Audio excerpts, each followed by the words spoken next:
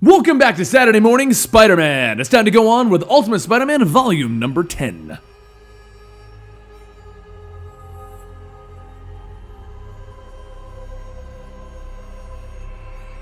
Now in our last video, Peter faced off against Norman Osborn and the rest of the Sinister Six. After an attack on a S.H.I.E.L.D. base, Norman managed to capture Peter, and he threatened that if he didn't help him, he would kill Aunt May and Mary Jane. In the end, Harry Osborn managed to convince his dad to give up the fight, but he learned that Peter was actually Spider-Man and he vowed to kill everyone. As the cab driver loads up Aunt May's luggage, May stands by Peter and Gwen's side, explaining that she's going to be gone in Florida for a week. She doesn't want any hanky-panky going on. And as Peter asks, what the heck is that? May tells him that he knows what she means. After the two of them wave goodbye, Peter goes back inside to have breakfast, and he begins to think about how this is a first. For once, there's no earth-shattering drama, no news about some villain attacking New York. Heck, even Jonah is being somewhat reasonable. And while Gwen makes herself breakfast, she has the news playing. The reporter says that they have an interview with Sam Raimi, the man who will be directing the new Spider-Man movie. Peter watches and Sam says that there isn't much known about Spider-Man, but he wants to capture his perception of him. Just imagine that this man was struck by tragedy and he grows up to be a loser, and then he puts on a mask and everything changes. As Peter listens to Sam, for the most part, accurately describe his life, he doesn't realize until after that he just ripped the door off the hinges. Meanwhile, over at Rikers Island Maximum Security Penitentiary, Otto Octavius sits in his cell, alone. One of the guards leans in on the cell, showing him a paper stating that there is a Spider-Man movie coming out, and his ex-wife is helping as a consultant to give it a little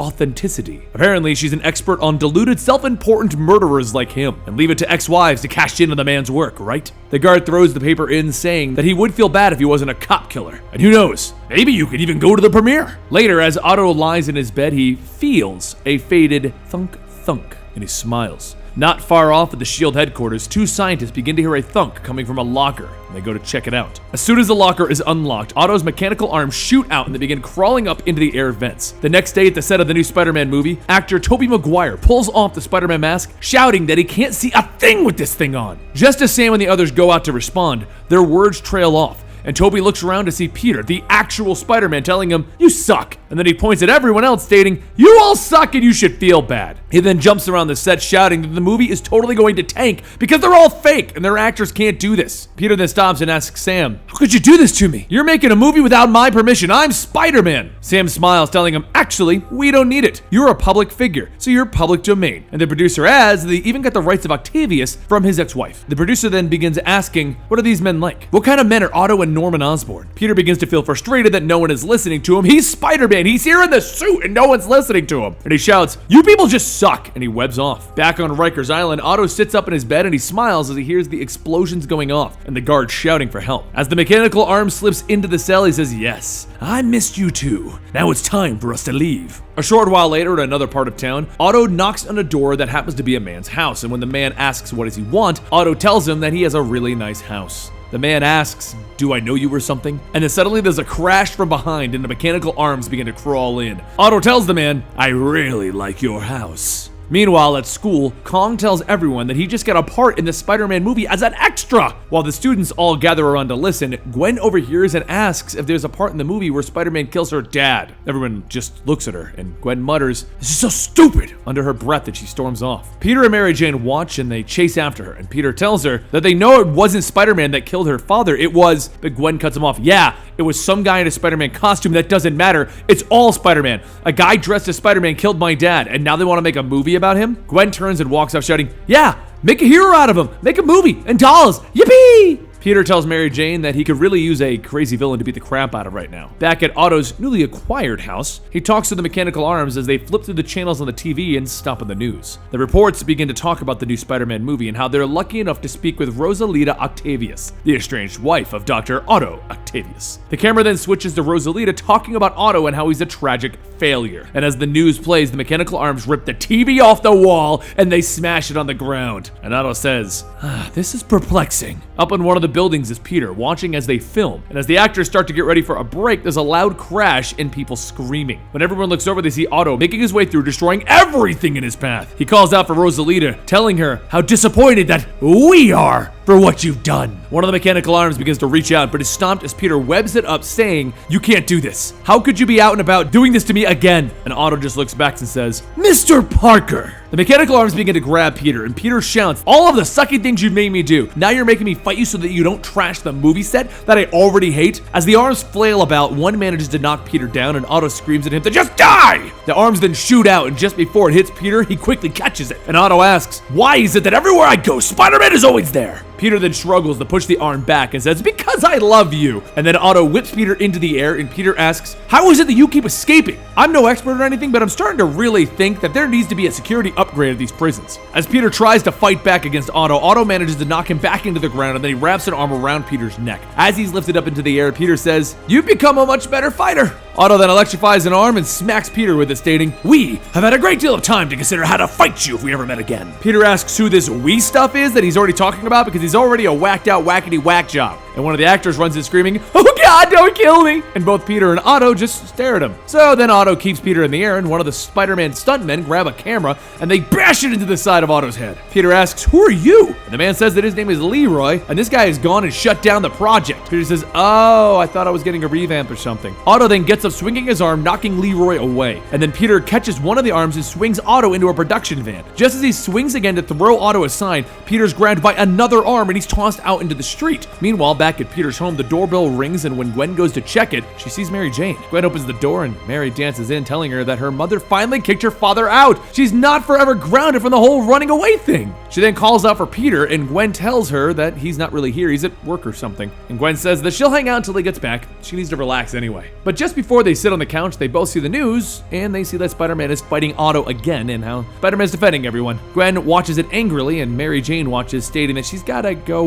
she forgot something, and she runs out the door. However, Gwen notices that there was something strange about that. Back on the set, the fighting brought Peter and Otto into the tunnels, where Otto throws Peter against a wall, and a mechanical arm quickly grabs him again and throws him into a car. And just as the spider sense goes off, Otto hits him again, slamming him into another car. Peter looks up, and then his vision begins to fade. And when he opens his eyes, he tries to move, and then he sees that he's duct taped to a chair in a plane that has already taken off. That's when he hears a voice telling him, "Ah, good, you're awake." Otto walks out of the cockpit, telling him that it's a lovely night to be flying, Mr. Parker. "I actually thought that you would be grounded for being out this late on a school night." He then pulls off Peter's mask, and Peter asks, "What kind of goofy goofball thing are you gonna do to me now?" So Otto hits him with a mechanical arm, and Peter shouts, "God, you knocked a tooth loose!" Otto tells him, "I'm sorry about that, but let's take a look. I am a doctor after all." The mechanical arms hold Peter's head in place while another one reaches in, grabbing the wiggling tooth and rips it out of his head. Peter screams, and then with another arm, Otto webs up Peter's mouth, telling him, "This is a cute toy that you have. And I thought that the webbing came out of your body organically." Peter tries to break free, but Otto tells him, "You're only here for one purpose, and that's currency. A break glass in case of emergency situation." He sits down, telling him, "The way I see it, I need something in case I run into any trouble when we land. I have you to be used. But there's one thing that I want to tell you. I hate everything about you. The biggest, though, is this whole wanting to do good thing.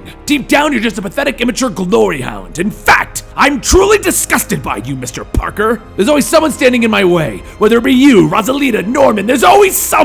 Why can't you people just leave me alone so that I can live a decent life? Why is that so hard?" Otto leans back and he tells him, "Just so you know, you will be killed tonight. They will kill you." And as Otto goes on, Peter passes out from the pain, and the pilot says that they'll be arriving shortly. Otto walks back up to the cockpit, and he hears the pilot speaking to the control tower about the landing. And then there's a sudden boom! Otto runs back out to see the door open and Peter gone from his chair. And he looks outside screaming, "Parker!" Meanwhile, back at home, Gwen doesn't feel quite so right that Mary Jane just up and left at news of Spider-Man, so she decides to go into Peter's basement. While she looks around, she sees Peter's locked chest and breaks the lock with a hammer. As it opens, her eyes widen as she sees the Spider-Man costume sitting inside. Once the plane touches down in Brazil, Otto says that he knows little Parker is out there. He pulls the pilot out, telling him that he did an exceptional job flying under what he is sure was not ideal flying conditions. But they have a little Spider-Man to deal with. The pilot says that he promised that he could live, so... But Otto steps off the plane, and then Peter jumps out of a closet and kicks him onto the runway. Otto scrambles to get up, but Peter punches him down, telling him, "You had this coming!" He then then jumps onto Otto, smacking him down with his own mechanical arm, asking, "Are you gonna wimp out yet?" And then one arm crawls up from behind, throwing Peter into the air, and he lands on one of the plane's wings. When Peter gets up, he looks at the airport sign, and now that he's able to read it, he says, "Oh man, I'm not in America, am I? I am so gonna be grounded." Otto gets back up and he starts to swing at the airport personnel, and so Peter jumps in, punching him back to the ground, telling him to just stay calm. Suddenly, Peter hears the sounds of guns cocking, and soldiers start running at him, yelling in Portuguese. He tells them that he swears that he'll do whatever they want if they just say it in English. And then from the crowd, a woman steps forward asking if he's really the American Spider-Man, and if so, what is he doing here? Peter points to Otto, telling them that it was this guy's fault. He kidnapped me to go wherever the heck this place is. And the woman tells him he's actually in Brazil. Peter then turns to the pilot, stating that he knows that he's had a bit of a rough night, but could you help me out and bring me back to New York? That'd be great. The female captain says they're not going anywhere. They still have reports to fill out. So Peter shouts, "No, you don't understand. I have to get home or I'm gonna be in so much trouble." But before they can be taken away, a passing plane gets ready to take off. Just before lifting up, Peter hops onto it and sticks to the plane. And then from hopping from plane to plane, he finally gets back to Queens. Peter rushes home before Aunt May is supposed to get back, and he sneaks into the basement. And just as he pulls his mask off, he sees Gwen standing there crying, holding a gun at him. And through her crying, she says that it was him. Wasn't it? He's the one that killed her father. Peter asks, where did she even get the gun? And she shouts that it was her father's. She goes out screaming that it was Spider-Man. Spider-Man killed her father. He shouts that it wasn't him, it was the other guy in the Spider-Man costume. And then the two hear the front door open as Aunt May gets back from her trip. Peter quickly snatches the gun and he tells Gwen that she needs to listen to him. He didn't kill her father. Yes, he's Spider-Man, but he would never kill anyone. Plus, he was with her the day that it happened.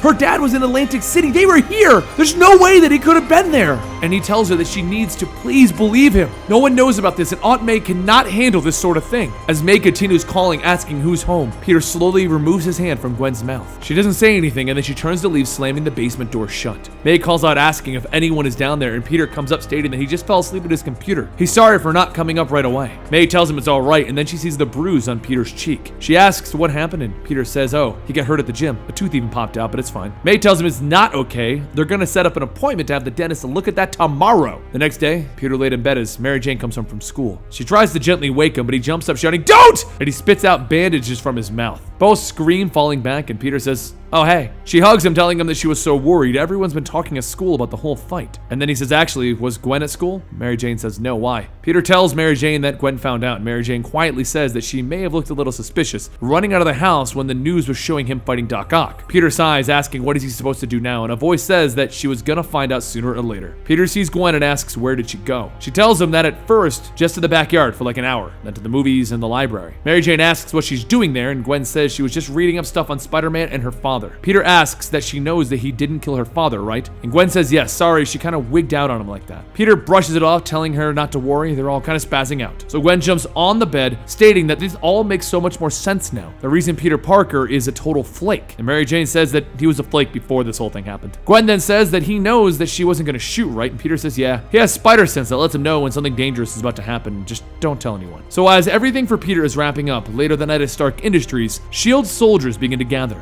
and a van pulls up. And from it, Otto is escorted to where Nick Fury is standing. Nick introduces himself to Otto and tells him that one of the decisions that he made was to keep the mechanical arms intact while their scientists examined how they worked. But as of now, they know that that was a mistake. They have misjudged how strong the connection he had to them was. So that is why he's being brought here and sedated enough not to control them. But not so much as to pass out. Nick then gives an order. The mechanical arms are dropped into the vat of molten metals. And Otto shouts, no, it was all him! They had nothing to do with this! And Nick tells the guards to go ahead and take him away. But before leaving, Nick looks into the fire and tells the guards to just keep an eye on those things, just in case. And that concludes Volume 10 of Ultimate Spider-Man. Now, I do apologize for last week. A lot of you guys seem to be newer to the channel and you're not quite sure how we do things with our schedule. Whenever a movie comes out, we do typically take a break from our normal schedule so that we can work other videos in to tie it into the movie. So that's why last week we had Rocket Raccoon come out instead of this video. But anyway, it's back on track now and we don't intend on stopping it for Wonder Woman. It's going to keep going until Spider-Man. So I hope you guys enjoy. Subscribe to get your Saturday Spider-Man storylines and I'll see you next time right here at Comicstorian.